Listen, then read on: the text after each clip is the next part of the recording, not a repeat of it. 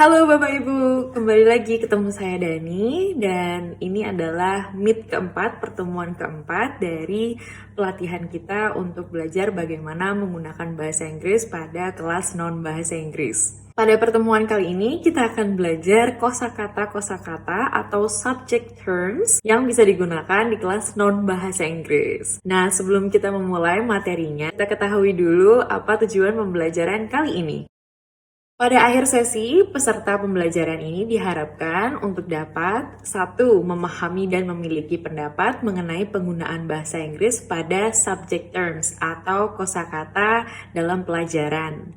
Yang kedua, memahami dan memilih subject term atau kosakata pelajaran apa saja yang dapat digunakan dalam bahasa Inggris. Namun, sebelum kita memulai, kita refleksi dikit yuk dari 3 pertemuan sebelumnya yang sudah kita bersama-sama lewati. Nah, pada tahapan ini diharapkan Bapak Ibu sudah melewati beberapa tahap dan sudah memiliki rancangan hal-hal berikut, yaitu Bapak Ibu sudah memiliki rancangan mengenai kalimat sapaan, pujian, dan respon sederhana dalam kelas yang bisa digunakan dalam bahasa Inggris. Yang kedua, Bapak Ibu diharapkan sudah memiliki media translanguaging rencananya. Yang ketiga, Bapak Ibu sudah memiliki rancangan mengenai kalimat instruksi dalam bahasa Inggris apa saja yang bisa digunakan di kelas non-bahasa Inggris. Nah, apa sih yang dimaksud dari subject term atau kata-kata sesuai dengan pelajaran? Nah, kali ini kita akan belajar cara memilah-milah kata apa saja yang perlu diketahui anak dalam bahasa Inggris. Jadi contohnya ketika Bapak Ibu mengajar pelajaran di luar bahasa Inggris seperti biologi, IPS, ekonomi, atau IPA, atau matematika, tidak semua kosakata perlu dibahasa Inggris kan. Mungkin sebelum-sebelumnya disebutnya translanguaging. Namun, sebagai guru dan kita berusaha membawa bahasa Inggris ke dalam kelas, ada beberapa kata yang perlu kita ajarkan kepada anak dalam kosakata bahasa Inggris. Jadi prinsipnya misalnya saya mengajar bisnis. Tidak semua kata perlu diketahui anak dalam bahasa Inggris. Tapi ada beberapa kata yang sekiranya penting untuk diketahui mereka dalam bahasa Inggris. Contohnya ketika saya mengajarkan human resource atau manajemen manusia dalam sebuah perusahaan, tidak semua kosakata dalam pelajaran itu perlu mereka ketahui dalam bahasa Inggris. Sehingga saya sebagai guru dan ingin membawa bahasa Inggris ke dalam kelas, saya harus memilah-milah kata penting apa saja yang sekiranya mereka harus tahu dalam bahasa Inggris. Nah, hal ini penting Bapak Ibu karena ketika mereka mempelajari suatu pelajaran, kemudian mereka ingin mengaplikasikannya di dunia nyata, sering sekali bahwa kosakata-kosakata yang digunakan di luar sana adalah dalam bahasa Inggris. Sehingga walaupun kita tidak mengajarkan semua mata pelajarannya dalam bahasa Inggris, mereka akan tahu garis besarnya dengan kita membawa bahasa Inggris di kosakata-kosakata tertentu. Contohnya, misalnya lagi ketika Bapak Ibu mengajar biologi dalam satu bab. Nah, dalam satu bab itu mungkin pilihlah 2 atau 3 kata yang untuk seterusnya Bapak Ibu gunakan dalam bahasa Inggris. Contohnya mungkin otak. Otak, Bapak Ibu akan menyebutnya sebagai brain dalam bahasa Inggris. Nah, selama satu bab itu, Bapak Ibu akan berusaha selalu menyebut otak dalam bahasa Inggris yaitu brain. Nah, karena kita selalu menggunakannya secara konsisten dalam kelas untuk terus-menerus menyebut hal-hal itu yang sudah kita pilih, subject term yang kita pilih, maka anak-anak akan terbiasa dan familiar dengan bahasa Inggris yang sesuai dengan mata pelajarannya. Nah, mungkin Bapak Ibu bingung, jadi misalnya satu bab itu saya menentukannya katanya apa aja ya. Saya nggak tahu nih mana yang seharusnya saya sebut dalam bahasa Inggris. Oke, saya akan memberikan sedikit tips bagaimana Bapak Ibu bisa memilih subject term atau memilih kosakata-kosakata mana aja yang bisa dibahasa Inggriskan. Yang pertama adalah pilihlah kata yang paling sering digunakan dalam mata pelajaran. Nah, mungkin ketika Bapak Ibu ingin menentukan, baik di bab ini saya mau 2 kata subject term dalam bahasa Inggris. Bapak Ibu perlu melihat lagi di bab tersebut. Kata mana yang paling sering disebut dalam bab itu? Semisal mungkin dalam matematika ada satu kata divided atau pembagian. Ketika pada bab itu adalah bab pembagian. Oke, berarti subject term saya adalah divided. Nah, berarti sepanjang pembelajaran matematika itu karena sering diulang-ulang kata itu akan dibahasa Inggris kan dan terus menyebutnya sebagai divided. Yang kedua adalah pilihlah kosakata yang kemungkinan besar anak-anak akan menemukannya di luar kelas. Tujuan kita mengajarkan bahasa Inggris di dalam kelas non-bahasa Inggris adalah membantu mereka untuk punya survival skill ataupun modal untuk kemudian harinya mereka bersaing dengan murid-murid lain dan real life world gitu. Sehingga ketika kita memilih subject term, pilihlah kosakata-kosakata yang ini kemungkinan besar ketika mereka mengaplikasikan teorinya kepada dunia nyata, mereka akan sering menemukan kata itu. Contohnya dalam bisnis adalah sumber daya manusia. Ketika anak di luar sana, mereka akan sangat jarang mendengar kata sumber daya manusia. Karena sering sekali corporate atau tempat kerja menyebutnya sebagai human resource. Nah, saya bisa pilih human resource sebagai subject term saya. Jadi mulai dari awal hingga akhir saya tidak menyebutnya sebagai sumber daya manusia tapi human resource. Sehingga ketika nanti dia mengingat pelajaran saya dan ketika bekerja dia sangat familiar. Oh, saya belajar human resource waktu di SMA. Nah, mungkin untuk pelajaran-pelajaran lain, sekiranya mana yang kemungkinan diaplikasikan di kehidupan sehari-hari, atau kemungkinan mereka baca di berita, ataupun di TikTok atau Instagram. Nah, kira-kira kata apa sih yang sering keluar di pelajaran Bapak Ibu yang sering keluar di dunia nyata. Nah, itu bisa jadi pilihan sebagai Bapak Ibu untuk memilih subject term. Ketiga adalah pilihlah kata yang menjadi kunci pemahaman. Bapak Ibu perlu melihat pada bab tersebut mana sih yang kira-kira menjadi kunci pemahaman dari topik itu. Sehingga dapat digunakan dan dibahasa Inggriskan dan dipilih sebagai subject term yang kemudian hari Bapak Ibu terus menyebutnya dalam bahasa Inggris. Contohnya, misalnya saya guru bisnis. Contohnya topik yang saya sedang ajarkan adalah kepemimpinan atau leadership. Kata yang menjadi kunci pemahaman adalah nama-nama dari jenis kepemimpinannya. Seperti democratic, autocratic, laissez-faire, and situational. Nah, 4 kata ini akan saya pilih sebagai subject term saya. Karena dia adalah ini adalah kata kunci ketika memahami topik yang sedang saya bahas. Mungkin contoh lain ketika Bapak Ibu mengaplikasikan dalam pembelajaran lain, misalnya Bapak Ibu mengajar fisika. Coba direfleksikan kira-kira kosakata apa ya yang menjadi kunci dari pemahaman. Maaf ya bila salah, contohnya adalah mungkin di pelajaran matematika ketika anak-anak mempelajari cara menghitung volume atau luas yang paling dipahami atau menjadi kunci dari subjek itu adalah panjang kali lebar kali tinggi. Mungkin sesimpel itu, namun ini adalah kunci dari topik itu. Nah, itu Bapak Ibu bisa pilih sebagai subject term yang kemudian hari selalu disebutkan dalam bahasa Inggris.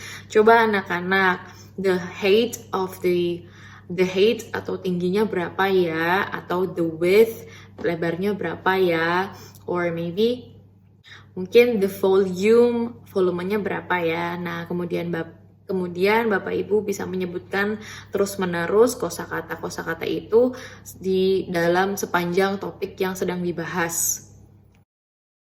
Nah, ini adalah contoh-contoh yang sudah saya buat berdasarkan materi yang saya ampu. Mungkin saya sudah sebutkan sebelumnya. Contohnya, saya memilih paling tidak 3 subject term dari setiap topik yang saya bahas. Pertama, manajemen sumber daya manusia. Saya akan selalu menyebutnya human resource management. Jadi tetap translanguaging ya Bapak Ibu. Jadi satu kata aja dalam bahasa Inggris, kemudian penjelasannya dalam bahasa Indonesia. Contoh yang kedua adalah rencana pemasaran. Nah, saya selalu menyebutnya sebagai marketing plan. Hai guys, hari ini kita belajar marketing plan ya. Atau kita juga pakai instructionnya dalam bahasa Inggris. Hai, selamat pagi, good morning guys. Today we're gonna learn about marketing plan. Nah, untuk seterusnya saya harus konsisten untuk selalu menyebut rencana pemasaran sebagai marketing plan. Yang ketiga, contohnya saya memilih kata keuntungan atau profit. Nah, ini saya juga merasa bahwa kata profit itu adalah kata yang sangat familiar dan mudah, dan kemungkinan di luar sana disebutnya sebagai profit, bukan keuntungan. Nah, saya merasa tiga kata ini merefleksikan 3 tips sebelumnya. Yang pertama adalah kata yang paling saya sering sebut ketika mengajarkan topik yang saya ajarkan. Kemudian 3 kata ini adalah kata yang sangat kemungkinan besar mereka temukan di dunia nyata. Contohnya kayak human resource management, nggak ada nih yang nyebut ini sebagai sumber daya manusia. Sehingga saya harap mereka menyatukan atau menghubungkan antara dunia luar dan dunia teori itu sangat mudah. Kemudian marketing plan, ketika besok mereka menjadi bagian dari perusahaan, akan sering disebut sebagai marketing plan. Dan juga profit, ini juga mungkin Bapak Ibu merasa, oh ya nggak ada yang nyebut sebagai keuntungan. Most of the time atau seringnya disebut sebagai profit. Nah, 3 kata ini adalah 3 kata yang harus saya konsisten terus menerus mengucapnya ketika saya membahas topik yang sedang saya bahas. Oke, sekarang gimana sih caranya untuk membuat rencana subject term plan untuk Bapak Ibu semua di dalam mata pelajarannya sendiri? Nah, buatlah mungkin tabel seperti ini. Nah, Bapak Ibu bisa merefleksikan berdasarkan 3 saran yang sudah saya berikan. Mana yang sering disebut, mana yang kemungkinan besar akan mereka temui di dunia nyata, dan mana yang menjadi kunci pemahaman mata pelajaran Bapak Ibu. Mungkin tulislah dalam bahasa Indonesianya, kemudian dalam bahasa Inggrisnya, dan teruslah belajar cara mengucapkannya terus-menerus, dan percaya kalau oke, mulai hari ini saya akan menyebut kata itu dalam bahasa Inggris, dan be consistent about it. Sebelum Bapak Ibu siap untuk memilih subject term itu, Bapak Ibu sudah harus yakin bahwa Bapak Ibu bisa konsisten dengan subject termnya. Sehingga Bapak Ibu sudah siap selalu menyebut kosakata itu dalam bahasa Inggris. Contohnya, ketika saya mau menyebut sumber daya manusia sebagai human resource, maka saya harus percaya bahwa saya bisa konsisten terus-menerus menyebut sumber daya manusia sebagai human resource management.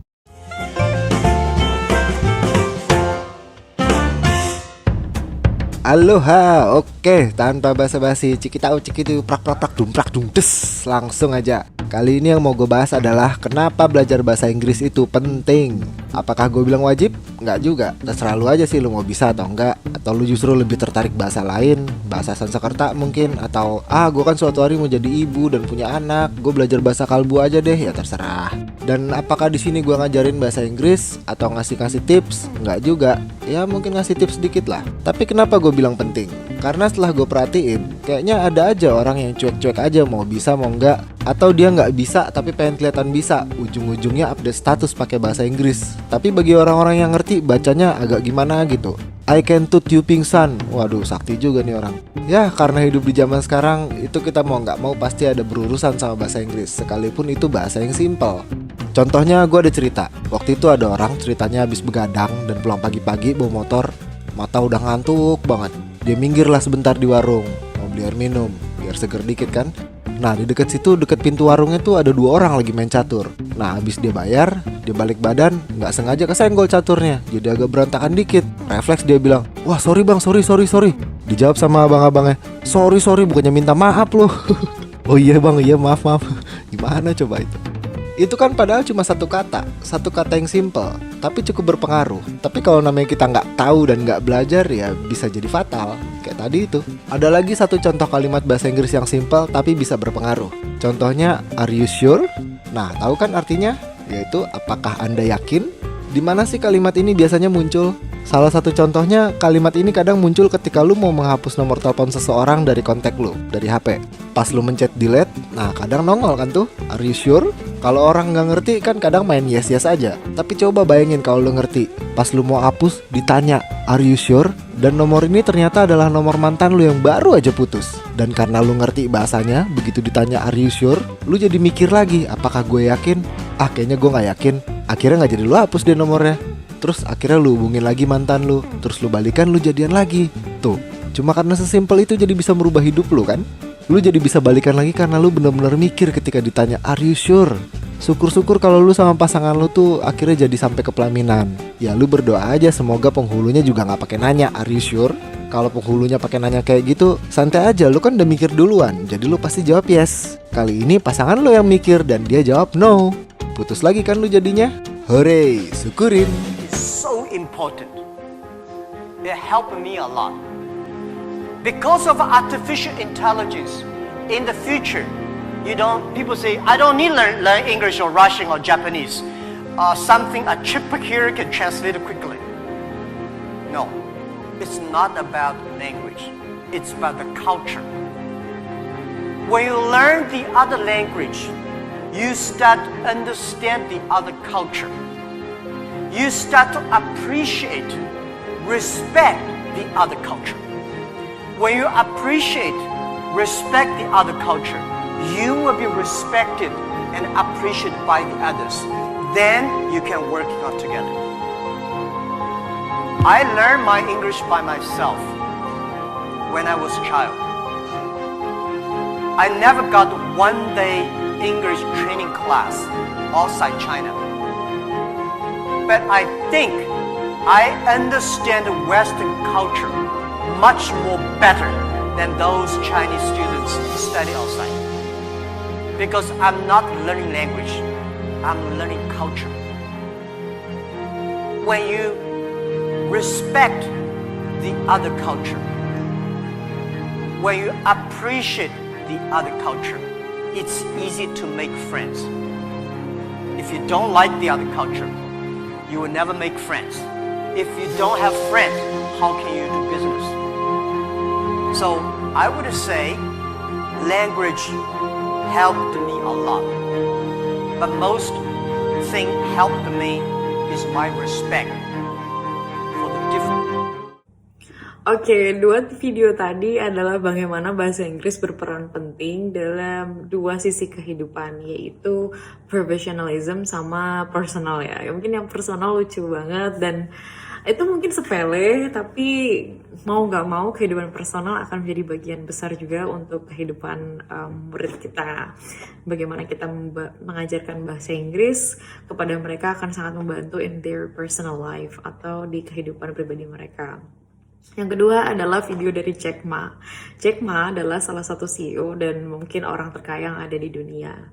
Dan dia bergerak di bidang e-commerce atau teknologi. Kemungkinan banyak orang akan mengira mungkin Jack Ma dulu kuliahnya adalah IT atau teknologi. Dia pasti bisa programming dan sangat pandai dalam teknologi dan segala macam tentang e-commerce atau mungkin Jack Ma adalah business student atau murid mungkin dia kuliahnya bisnis, jadi mungkin dia bisa sekarang di mana dia sekarang. Padahal Bapak Ibu, Jack Ma adalah guru. Dia punya background pendidikan sebagai guru dan dia selalu mengucapkannya bahwa bahasalah yang membawa dia sampai sekarang. Kebetulan saya membaca biografinya dan sangat menginspirasi sekali bagaimana dia mengembangkan perusahaannya dari dia yang tidak tahu tentang teknologi, dia tidak paham tentang algoritma atau programming, tapi dia berhasil membuat sebuah perusahaan yang bergerak di bidang itu dengan kekuatan bahasa. Dalam biografinya, Jack Ma terus-menerus menceritakan bagaimana dia belajar bahasa Inggris dari segala tempat dan segala cara yang gratis yang bisa dia gunakan untuk belajar bahasa Inggris. Dari situ dia kenal orang lain, dia belajar culture-nya atau budayanya, kemudian dia kenal orang baru, dan orang-orang inilah yang membantu Jack Ma untuk mengembangkan perusahaannya dari awal hingga akhir. Ya, tujuan saya memberikan video ini adalah untuk menguatkan konsistensi dan tekad Bapak Ibu untuk membawa bahasa Inggris ke dalam kelas. Tanpa tekad yang kuat, tanpa dorongan yang kuat, tanpa ada motivasi yang cukup kuat, Bapak Ibu tidak akan bisa konsisten untuk menyebut subject terms atau kosakata bahasa Inggris di dalam pembelajaran Bapak Ibu semua. Sedangkan yang bisa menjadi kekuatan besar dalam kelas adalah Bapak Ibu merasa yakin dan tahu kalau ini penting dan terus-menerus konsistensi dengan subject term yang sudah dipilih. Semoga dua video ini meningkatkan motivasi Bapak Ibu dan ketekatan dan konsistensi Bapak Ibu ketika sudah memilih subject termnya, kemudian bertekad untuk terus menyebutnya dalam bahasa Inggris, tidak akan runtuh dan cara ini akan berhasil. Tanpa semangat Bapak Ibu, cara ini tidak akan berhasil. Oke, kita sudah sampai di akhir dari kelas ini. Mungkin cuma sedikit pembahasan hari ini. Namun saya percaya setelah ini Bapak Ibu akan menghasilkan sebuah rancangan dari subject term yang luar biasa. Karena Bapak Ibu saya harapkan untuk membuat rancangan lagi dari pilihan-pilihan subject term yang Bapak Ibu pilih dalam topik-topik tertentu. Mungkin Bapak Ibu bisa mengirimkan kepada saya dalam bentuk untuk kelas berapa, mata pelajaran apa, topiknya apa, kemudian pilihan subject term Bapak Ibu mungkin dalam bahasa Indonesia dan bahasa Inggris. Mungkin jika ingin menceritakan alasannya kenapa memilih subject term itu juga tidak apa-apa. Bapak Ibu jangan lupa untuk kirimkan hasil rancangannya kepada email saya yang kemudian nanti saya akan gunakan di bagian refleksi. Nah, oke, itu adalah akhir dari video ini. Terima kasih, semoga berguna untuk Bapak Ibu dalam merancang rencana penggunaan bahasa Inggris dalam kelas non-bahasa Inggris. Semoga apa yang saya sampaikan dapat menginspirasi Bapak Ibu. Kita ketemu lagi di pertemuan kelima. Terima kasih, we'll see you. Bye.